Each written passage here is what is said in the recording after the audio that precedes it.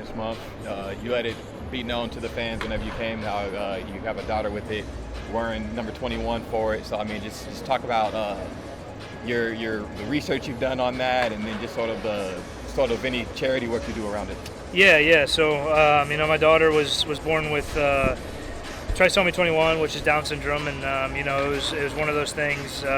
You don't really know how you're going to react until you're given that diagnosis as a parent. And for my wife and I, we kind of took it in stride, and we're really blessed that we have Penelope here. And with that, obviously there's going to be some sort of medical kind of hurdle in the first few years of life. And Penelope's was an open heart surgery, and she got through that fine. She's way stronger than I am, and she gets through that, and now she's down here, enjoying some baseball. But my wife and I really felt convicted, just with all children with disabilities, around the globe, and how many people that affects, and how many parents that affects. And so we wanted to start a foundation, the Berger Family Foundation, that basically gives back to people in need, that need, whether it's need finances for a doctor's visit or therapy visits, whatever it may be, just try and help the community the best we can.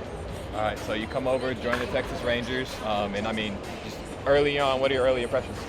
Yeah, I'm loving it here. It's a winning culture and a family culture, and I think those two go hand in hand. And everybody feels like they're pulling from the same side of the rope, and care about each other both on and off the field. And it's been fun to get off the start we have. Obviously, bats haven't been where we wanted them to yet, but that's coming, and pitchers have been bailing us out a lot. So I'm looking forward to a great year.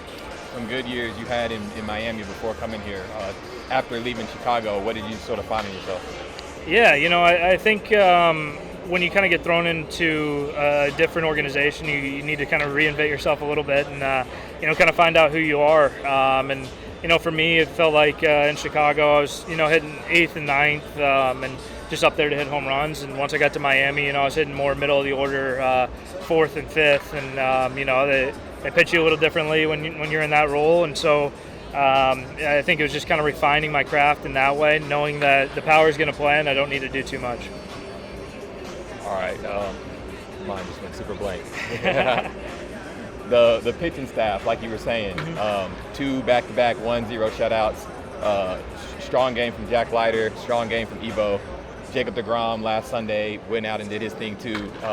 While you guys' offense is down, just talk about how effective that pitching has been. Yeah, it's been incredible, and it's a bullpen full of vets and a staff full of vets, and then you got 2 young guys in Kumar and Jack they're just coming into their own. And so it's really cool to play defense behind them. They work quick, and they know what they're going to do on the bump, and go after guys. And so it's just been awesome top to bottom. It's awesome seeing DeGrom do what he does after a couple years there where with injuries, and so seeing him back to full form, it's really impressive. And Evo's just a bulldog, man. He's that guy that you want the ball in his hand on a win-all game. So seeing him do what he does, it's been really, really special.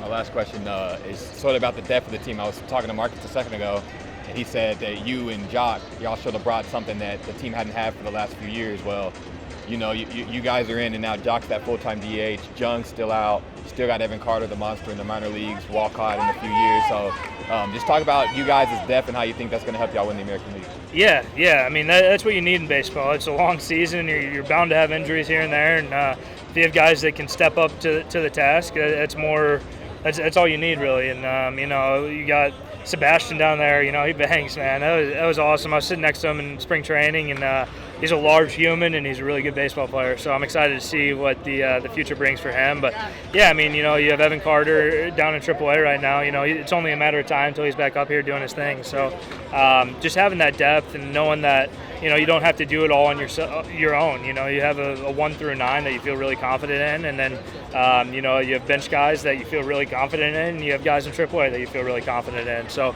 you just keep building off of each other, and it's that next man up mentality, and keep pulling from the same side of the rope. I know. We expect a few burger bombs this series, so yeah. Good luck to you, man, and we'll look forward to talking to you again. Appreciate it.